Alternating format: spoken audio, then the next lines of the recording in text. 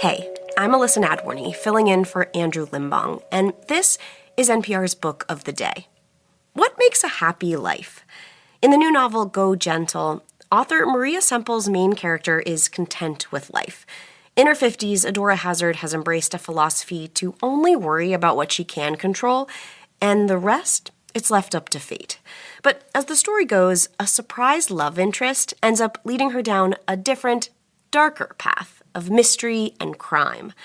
The detour challenges her idea of Stoicism, a topic Semple tells NPR's Scott Simon has fascinated her for over a decade. This message comes from Capital One Commercial Bank. Your business requires commercial banking solutions that prioritize your long-term success. With Capital One, get a full suite of financial products and services tailored to meet your needs today and goals for tomorrow. Learn more at CapitalOne.com/commercial. Member FDIC. This message comes from Progressive Insurance. Insurance isn't one size fits all. That's why drivers have enjoyed Progressive's Name Your Price tool for years now. With the Name Your Price tool, you tell them what you want to pay, and they'll show you options that fit your budget. So whether you're picking out your first policy or just looking for something that works better for you and your family, they make it easy to see your options. Visit Progressive.com. Progressive Casualty Insurance Company and Affiliates. Price and coverage match limited by state law. This message comes from Bombas. Upgrade your summer staples with soft socks, cushy sandals, and breezy basics. One purchase means one donated, with over 200 million donations and counting. Go to bombas.com/NPR and use code NPR for 20% off your first purchase. Adora Hazzard is a Stoic philosopher.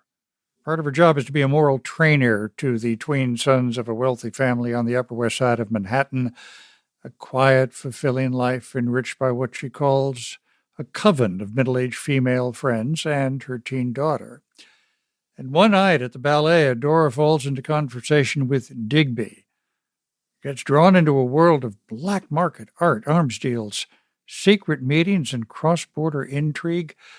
Go Gentle is the new novel from Maria Semple, best-selling author of Where'd You Go, Bernadette? She joins us from our studios in New York. Thanks so much for being with us. Thank you for having me, Scott. You have Adora make a point early on. Stoicism isn't what a lot of us think it is it? I think people think it's grin and bear it, but the idea of Stoicism is to change your perspective so you never have to grin and bear it. So basically, you're looking at life through a lens where you're happy with whatever fate delivers you, so whatever happens, you can roll with it very easily. And what draws Adora to the real Stoicism? Adora has had a trauma in her past, and at the time, when she's much younger, it's a flashback in the book, and it really paralyzes her, and it makes her quit her job. And so when she discovers Stoicism, there's this basic message in Stoicism, which that there are no victims, that you are always 100% responsible for your happiness in this moment. And that at the time is very freeing for her to feel like it's up to me to make my life as happy and fulfilled as I can.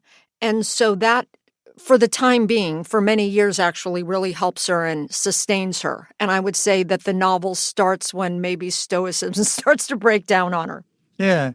Well, what happens when she meets Digby? What fire does that begin to set off? Part of Stoicism, and I think there's this component in Buddhism and many religions, which is that kind of the source of suffering is desire. Seneca says, he who wants nothing is the richest man in the world. So Adora has applied this to her life to winning effect. She's going around life just very happy with whatever fate gives her, believing she has snuffed out desire within her. But when she meets Digby at the ballet, she realizes that maybe there is still an ember burning deep inside, and she does perhaps want what she does not have. Do I need to fill in that blank? Love. Love in her life. A lot of philosophy in this book. Is this a particular interest of yours? Yes. I started studying Stoicism about 10 years ago, and I read the Stoics every morning. I go through the list of virtues which are wisdom, courage, justice, and temperance. And I realign my days so that I'm only concerned with the virtues, and I'm not concerned with what the Stoics would call externals. Epictetus, one of the original Roman Stoics, basically invented the serenity prayer. Yeah. The philosophy is figure out what you can control and only work on that, and the rest just cheerfully throw over to fate. Yeah. The story winds through a lot, from the New York art world to Paris. Yes. Does Adora begin to feel that she has underestimated herself? Yes, and I think that that is one of the things that I was most interested in writing this book and this character, is because she's in her late 50s, which is how old I was when I wrote the book, and we're coming up on retirement age. And if we're single, all the men our age are, chasing after women young enough to be our daughters. And society is just basically telling us, we're done, we don't want to look at you. At the same time, I, at my age, feel better than I've ever felt before, like at the top of my game. And all of my women, I feel like, are just kind of getting started, at our age. And You mean your own coven of friends, if you please? yes, my coven of friends. I feel like we're optimistic about the future. We have a lot of energy. We know our values. We're very clear about things. We have a lot of free time now that the kids are away at college. And I think we really want to just get the party started. That is really what I wanted to write about, is a woman who is of a certain age and kind of her best years maybe should be behind her, but there's this restlessness inside of her where she's just getting started. And so that's really what I wanted to explore, that I think in the beginning of the book, Adora does believe that she is going to go gentle into that good night. She thinks, okay, I'll just be here quietly and not take up a lot of space and feel big. But then when this very big plot happens that she steps into and she has to rise up to the challenges of it, plus there's love, she realizes, wait, maybe I am not going to go gentle into that good night. What is a happy life? I don't ask this of every novelist, by the way, because they often don't have them. But I'd say a happy life is flourishing, and that's a term from Aristotle. And it's something that I really think about a lot, where he said that the purpose of a human being was to flourish, like the purpose of a fork is to pick up food.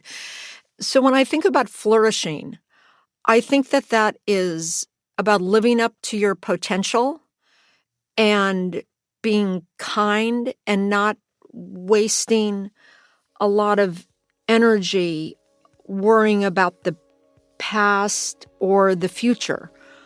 And it's about identifying what you love to do and what you're best at, and then feeling grateful about having the time to do it, and then organizing your time around that in a smart way.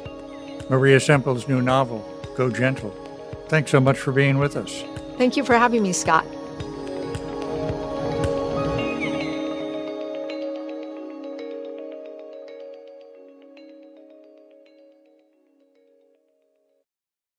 This message comes from Sony Pictures Classics presenting I Swear. This year's must-see drama is I Swear, a 3-time BAFTA-winning film starring Robert Aramayo and directed by Kirk Jones. Based on the extraordinary life of John Davidson, it explores the reality of living with Tourette's in 1980s Britain and one man's determination to be understood and live life on his own terms. I Swear, now playing only in theaters.